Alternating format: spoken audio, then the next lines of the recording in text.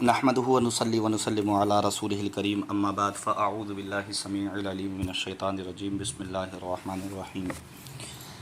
कैसे हैं दोस्तों, उम्मीद करता हूँ कि आप बखैर होंगे। फ़ारसी की पहली किताब का दर्स शुरू है और उसके साथ साथ आपको एक और किताब पढ़नी है। अगर आप फ़ारसी ज़बान से मोहब्बत करते हैं और फ़ारसी ज़बान को सीखना चाहते हैं और फ़ारसी ज़बान का इल्म हासिल करना चाहते हैं तो फिर आपको तीन किताबें पढ़नी पड़ेगी। अगर आप तीन किताबें पढ़ लेते हैं, इनमें से एक है फ़ारसी की पहली और एक है तस्हीलुल मसादिर और एक किताब है फ़ारसी क़वाइद व इंशा। तो इंशाअल्लाह ताला तस्हीलुल मसादिर का भी दर्स होगा साथ में, और फ़ारसी की पहली, ये दो किताबें और उसके बाद एक किताब है फ़ारसी क़वाइद व इंशा। ये तीन किताब अगर आप पढ़ लेते हैं तो फिर इंशाअल्लाह आपको फ़ारसी ज़बान पढ़ना आ जाएगा और फ़ारसी ज़बान में बहुत सारी किताबें जो हैं आप पढ़ सकते हैं इंशाअल्लाह ताला। तो इसके साथ साथ इस दर्स को भी हमने मुनासिब समझा कि आपको सिखाया जाए और तस्हीलुल मसादिर के बारे में भी आपको इल्म दी जाए। किसी भी इल्म को सीखने के लिए चंद बातें जानना उसके लिए ज़रूरी है, जिनमें से एक बात है उस इल्म की इस्तिलाहात। अगर आप उस इल्म की इस्तिलाहात को नहीं जानेंगे तो फिर वो इल्म आपको भारी लगेगा।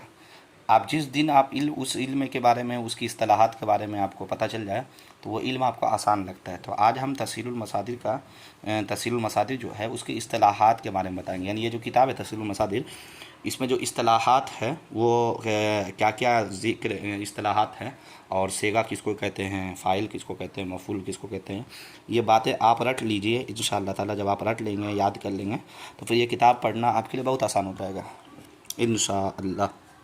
चलिए बगैर किसी ताख़ीर के हम इस्तिलाहात को हम पढ़ते हैं।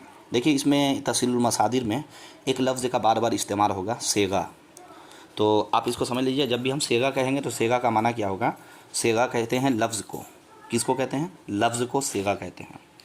तो और दूसरा वाहिद, तो जब भी आप वाहिद सुने तो वाहिद एक को कहते हैं और ये एकदम आसान है, कोई भारी चीज़ नहीं है। जमा एक से ज़्यादा को कहते हैं। गायब जो सामने मौजूद ना हो उसको कहते हैं। हाजिर जो सामने मौजूद हो उसको कहते हैं। मुतकल्लिम बात करने वाले को कहते हैं। और ज़माना जो है वक्त को कहते हैं। और ज़माना की तीन किस्में हैं, माजी गुज़रा हुआ ज़माना, हाल मौजूदा ज़माना और मुस्तक़बिल आने वाला ज़माना। माजी, हाल, मुस्तक़बिल, ये और ज़्यादा वजाहत इंशाअल्लाह आप इस दर्स में जब पढ़ेंगे तो आपको समझ में बात आ जाएगी। माजी, हाल और मुस्तक़बिल से जब भी हम माजी कहेंगे तो आप समझ लीजिएगा इससे गुज़रा हुआ ज़माना मुराद है। अब क्या है वो इंशाअल्लाह दर्स में जब आप सुनेंगे आगे तो आपको समझ में आ जाएगा। फ़ेल काम को कहते हैं, किसी भी काम को फ़ेल कहते हैं जिससे ज़माना ज़ाहिर हो। और फ़ाइल काम करने वाले को कहते हैं, मफ़ऊल जिस पर काम वाक़ हो। और लाजिम वो फ़ेल है जो फ़ाइल पर पूरा हो जाए, जैसे ज़ैद गया। और मुतअद्दी वो फ़ेल है जो फ़ाइल और मफ़ऊल दोनों से मिलकर पूरा हो, जैसे ज़ैद ने बकरे को मारा, बकरे को दिया। अब यहाँ पे देखिए, अगर मफ़ऊल को हटाते हैं, ज़ैद ने दिया, तो फ़ौरन आप सवाल कीजिएगा क्या दिया, किसको दिया, ठीक है। तो ज़ैद ने बकरे को दिया। मारूफ़ वो है जिसके काम करने वाला मालूम हो, जैसे ज़ैद ने पाला। अभी देखिए ज़ैद पाला, ठीक है, या ज़ैद पाला गया, ज़ैद ने पाला। तो अब यहाँ पालना जो है ये फ़ेल वाक़ई हुआ है, तो ये पता चल गया आपको कि पाला किसने है।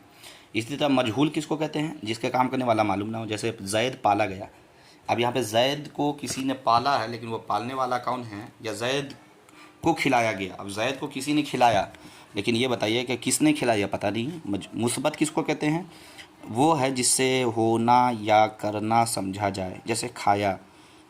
इसमें ये बात तो वाक़ई हो रही है कि यहाँ पे खाना या कोई भी चीज़ खाई गई है। अब मनफी किसको कहते हैं, जिससे होना, जिससे ना होना ना और ना करना समझा जाए, जैसे नहीं खाया। अब यहाँ पे ले लीजिए ज़ैद ने नहीं खाया, तो यहाँ पे आपको समझ में आ गया यानी खाने का फ़ेल वाक़ई नहीं हुआ, हाँ, यानी ज़ैद खाना नहीं खाया। तो ये बातें थी जिसको आपको याद रखना बहुत ज़रूरी है। अगर ये आप याद रख लेते हैं तो इंशाअल्लाह तस्हीलुल मसादिर पढ़ना आपके लिए बहुत ही आसान हो जाएगा।